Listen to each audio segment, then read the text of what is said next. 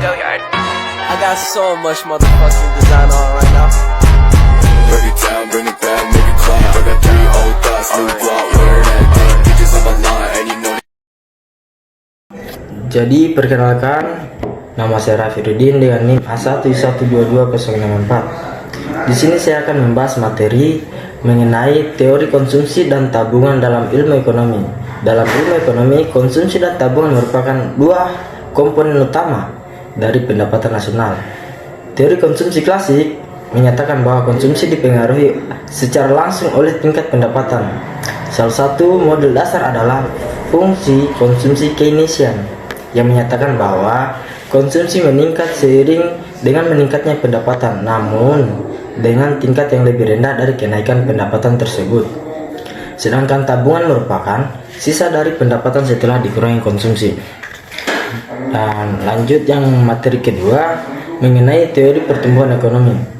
Teori pertumbuhan ekonomi menjelaskan bagaimana pendapatan nasional suatu negara meningkat dari waktu ke waktu.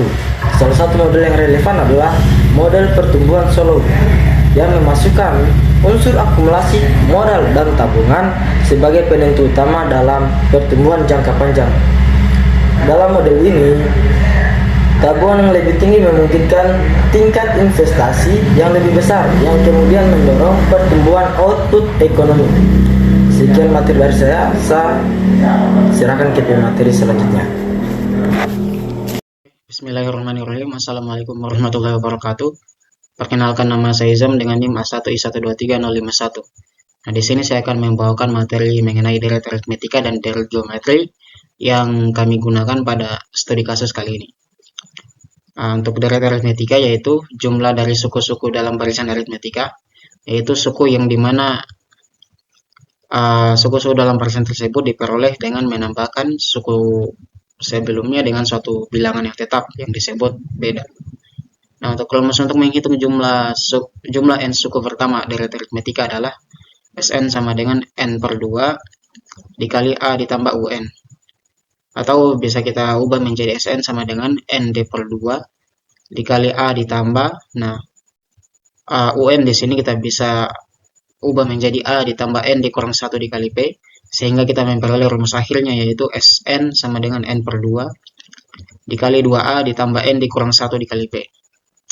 Nah, untuk keterangan rumusnya yaitu Sn itu jumlah n suku pertama, Un adalah suku ke n, A adalah suku pertama, B adalah beda, dan N adalah banyaknya suku. Kemudian lanjut ke deret geometri, yaitu deret geometri adalah jumlah suku-suku barisan geometri yang barisan bilangan di mana setiap suku diperoleh dengan mengalihkan suku sebelumnya dengan suatu bilangan tetap yang disebut rasio. Nah, rumus umum menghitung jumlah n suku pertama deret geometri adalah Sn sama dengan A dikali R pangkat n dikurang 1 per R dikurang 1, di mana R-nya tidak sama dengan 1. Nah, untuk keterangan rumusnya yaitu Sn itu sama dengan jumlah suku pertama, jumlah n suku pertama, A adalah suku pertama, R adalah rasio, dan N adalah banyaknya suku. Nah, mungkin itu saja materi yang saya bawakan. Saya kira wassalamualaikum warahmatullahi wabarakatuh. Di sini saya akan menjelaskan hubungan matematika dan ekonomi dalam analisis kuantitatif. Dalam ekonomi modern, pendekatan kuantitatif sangat penting untuk membuat prediksi dan merumuskan kebijakan. Pemodelan menggunakan deret di mana bentuk penerapan dari matematika terapan yang memungkinkan pengambilan keputusan berdasarkan data dan tren histori yang terukur. Penggunaan deret hitung dalam analisis ekonomi juga selaras dengan pendekatan positif economics yang bertujuan menjelaskan fakta dan hubungan sebab akibat dalam aktivitas ekonomi. Selanjutnya yaitu pendekatan interdisipliner, ekonomi dan matematika. Integrasi konsep matematika dalam ekonomi mencerminkan pendekatan interdisipliner yang semakin penting dalam dunia akademika dan praktis dalam perencanaan keuangan baik individu maupun makroekonomi. Penggunaan deret matematika memudahkan dalam perhitungan estimasi tabungan masa depan, dampak bunga, maupun prediksi konsumsi jangka panjang. Baik, mungkin itu saja penjelasan dari saya. Sekian dan terima kasih. Baik, perkenalkan nama saya Tirta Aditya Saputra A dengan NIM A1I1222034. Di sini saya akan membawakan materi terkait dengan masalah penerapan deret aritmatika dan geometri dalam ilmu ekonomi dapat digunakan untuk memodelkan pola konsumsi dan tabungan. Deret aritmatika sering digunakan untuk memodelkan pertumbuhan linear, misalnya tabungan dengan bunga tunggal, sedangkan deret geometri digunakan untuk memodelkan pertumbuhan eksponensial, misalnya tabungan dengan bunga majemuk. Yang pertama, penerapan deret aritmatika.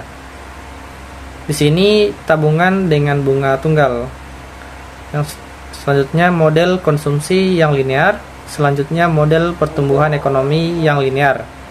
Selanjutnya bagian B, penerapan deret geometri.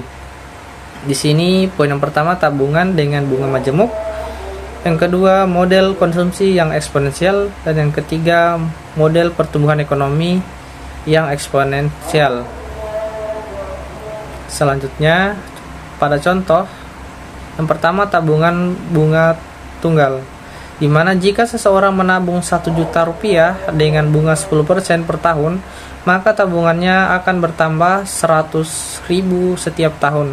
Ini adalah deret aritmatika, di mana 1 juta rupiah menjadi 1 juta rupiah, 1.100.000 rupiah, 1.200.000 rupiah, 1.300.000 rupiah, dan seterusnya. Itu akan naik terus menerus seiring dengan waktu. Selanjutnya pada tabungan bunga majemuk, di sini jika seseorang menabung 1 juta dengan bunga 10% per tahun yang dijumlahkan setiap tahun, maka tabungannya akan meningkat sebesar 10% setiap tahun.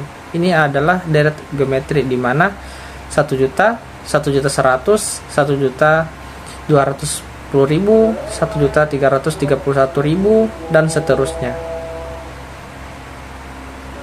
Sekian dari saya.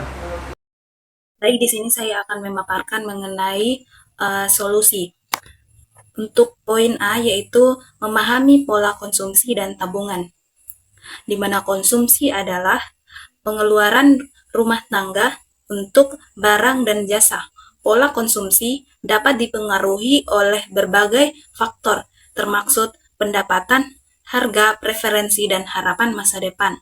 Dalam konteks deret aritmatika dan geometri, konsumsi dapat dilihat sebagai serangkaian pengeluaran yang meningkat atau menurun secara teratur.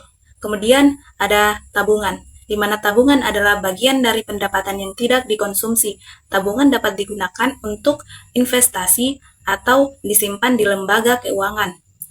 Pola tabungan juga dapat dipengaruhi oleh berbagai faktor, yang termaksud pendapatan, suku bunga, dan harapan masa depan.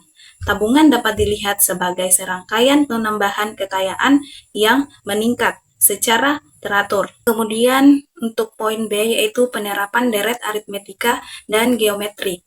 Deret aritmatika dapat digunakan untuk memodelkan pertumbuhan konsumsi atau tabungan yang linear. Misalnya, jika konsumsi meningkat sebesar jumlah tetap setiap tahun, maka dapat diwakili dengan deret aritmatika.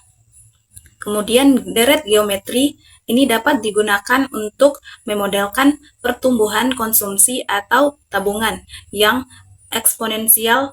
Misalnya jika tabungan meningkat dengan tingkat pertumbuhan tetap setiap tahun, maka diwakili dengan deret geometri. Kemudian untuk poin C, yaitu solusi untuk permasalahan pola konsumsi dan tabungan. Yang pertama yaitu meningkatkan tabungan, di mana ada suku bunga, pendidikan keuangan, dan kebijakan pemerintah. Yang kedua yaitu pengendalian konsumsi, di mana ada pajak konsumsi, pengendalian inflasi, dan kebijakan moneter. Kemudian poin D yaitu model ekonomi. Yang pertama, model pertumbuhan. Model pertumbuhan ekonomi dapat digunakan untuk menganalisis bagaimana pola konsumsi dan tabungan mengaruhi pertumbuhan perekonomian jangka panjang. Yang kedua yaitu model investasi. Model investasi dapat digunakan untuk menganalisis bagaimana investasi memengaruhi pertumbuhan ekonomi dan stabilitas keuangan. Kemudian model suku bunga, yaitu model suku bunga dapat digunakan untuk menganalisis bagaimana suku bunga memengaruhi konsumsi, tabungan, dan investasi. Assalamualaikum warahmatullahi wabarakatuh. Perkenalkan, saya Sumarni dengan NIM A1I1230068 akan membawakan materi mengenai manfaat dari pemahaman dan penerapan deret aritmatika dan geometri dalam ilmu ekonomi. Manfaat pola konsumsi dan tabungan memiliki manfaat penting dalam penerapan deret aritmatika dan geometri dalam ilmu ekonomi. Deret aritmatika dan geometri dapat digunakan untuk memodelkan pertumbuhan konsumsi dan tabungan, serta menganalisis dampaknya terhadap perekonomian. Manfaat yang pertama yaitu memodelkan pertumbuhan. Deret aritmatika dan geometri dapat membantu memodelkan pertumbuhan konsumsi dan tabungan, baik secara individual maupun agregat. Misalnya, deret geometri dapat digunakan untuk memodelkan pertumbuhan tabungan yang meningkat secara eksponensial karena bunga majemuk. B. Menganalisis dampak. Dengan memodelkan pola konsumsi dan tabungan, kita dapat menganalisis dampaknya terhadap perekonomian, seperti pertumbuhan ekonomi, inflasi, dan pengangguran. C. Memprediksi perilaku ekonomi. Fungsi konsumsi dan tabungan yang sering dihubungkan dengan deret aritmatika atau geometri memberikan wawasan kuantitatif tentang pola perilaku ekonomi masyarakat seperti proporsi pendapatan yang digunakan untuk konsumsi dan tabungan. D. Perhitungan modal dan bunga. Deret aritmatika dan geometri digunakan dalam perhitungan modal, bunga, dan periode dengan dasar bunga tunggal dan majemuk. E. Analisis pertumbuhan ekonomi. Deret hitung dan deret ukur dapat digunakan untuk memodelkan dan memprediksi perubahan jumlah penduduk, produksi, konsumsi, dan investasi dalam suatu ekonomi. Jadi kesimpulannya dari materi yang telah dijelaskan dari beberapa teman-teman, deret aritmatika dan geometri dapat digunakan secara efektif untuk memodelkan pola konsumsi dan tabungan. Deret aritmatika menggambarkan pertumbuhan linear seperti pada tabungan dengan bunga tunggal dan konsumsi tetap tiap periode. Sedangkan deret geometri menggambarkan pertumbuhan eksponensial seperti bunga majemuk dan konsumsi yang meningkat berdasarkan persentase. Dengan demikian, kedua jenis deret ini memberikan landasan matematis yang kuat untuk menganalisis perilaku ekonomi secara kuantitatif.